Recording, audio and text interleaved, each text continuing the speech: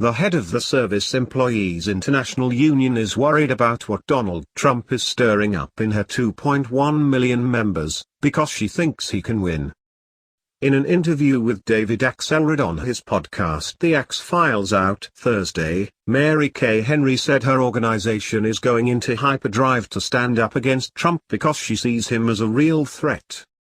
Henry compared Trump to former California Governor Pete Wilson, who supported Proposition 226, a measure strongly opposed by unions that would have required them to get approval from individual members to spend their dues on political campaigns.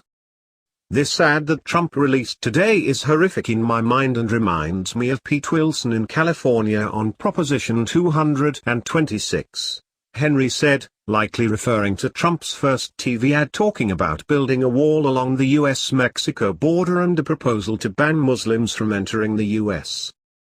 But Pete Wilson won, Axelrod said. I know.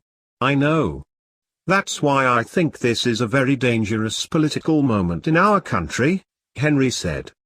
She added that she thinks Trump appeals to some of her members because of the terrible anxiety some people in the working class are experiencing.